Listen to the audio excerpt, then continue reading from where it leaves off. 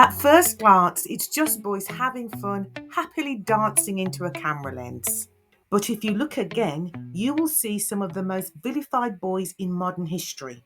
Their crimes were deemed so despicable, their lives were erased from existence for more than 80 years.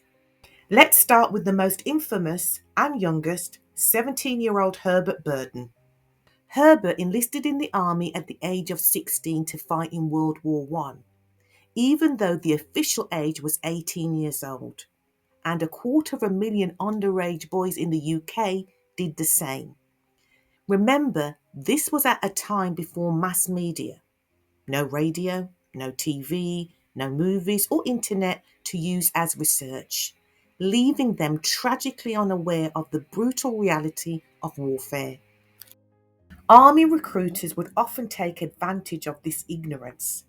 They had a personal agenda to enlist as many people as possible to win the war. Army business needs came first. It came before your age, your mental state, and even being honest. Herbert is about to be told, due to his age, it would be unlikely that he would be seeing any real fighting, when in fact, the youngest British soldier to see any action was this brave lad here, 12-year-old Sidney Lewis. So at the ripe old age of 16, Herbert was definitely going to go into battle, where he would be educated into the real horrors and brutality of war for the first time in his life. Here, he would also slip into shell shock, or PTSD as we now call it. And sadly, none of his superiors would care. He had ceased to become a useful soldier and now had become a burden and liability. Very confused, very bewildered, he wandered off and abandoned his post. Now that was something they did care about. Even though he was not old enough to officially join the army as he was still 17, they were going to make an example of his actions. His superiors gave him a court martial he could never win. It was swift, merciless, and rigged. It was never about justice, it was about theatre. They even made a point to state he was sound of mind. So Herbert was executed because they wanted him to be executed.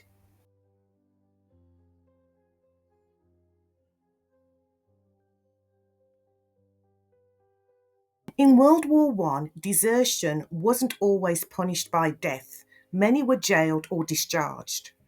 Being shot at dawn often followed major defeats or attacks and used as tactical deflection. Or, if the deserter appeared to have sympathy from comrades, execution was used to deter others not to follow. So Herbert was executed because they wanted him to be executed. Being labelled a coward and deserter was on the same level as being called a traitor, a spy, or terrorist.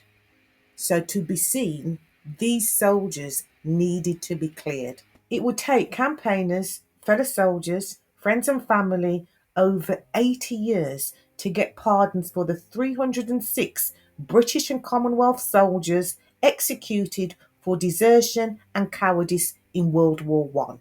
The Shot at Dawn Memorial was built at the National Memorial Arboretum in England in 2001. It features a statue of our subject today, Herbert Burden, standing among 309 posts, each to represent a serviceman or boy executed during World War One. Herbert was the youngest on record to be executed for cowardice and desertion. These boys did not know each other in life, but circumstances would mean they shared the same fate as each other. Now their stories, lives can be shared and celebrated. Private Herbert Morrison came from a small village in Jamaica. He was misled like other boys.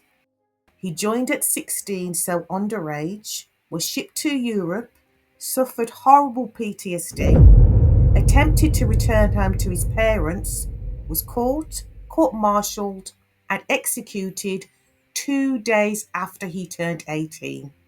Thousands of miles away in England, John Bennett also joined at 16. But over the years, he eventually suffered mental health problems. He was even hospitalized. Needing extra soldiers, they deemed him fit for the war and sent him back to fight. He didn't do too well and ran away at the age of 19.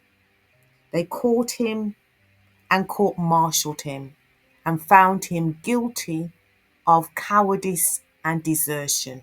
To stop anyone being seen as a martyr, it was army protocol to have your own friends and comrades to shoot you at dawn.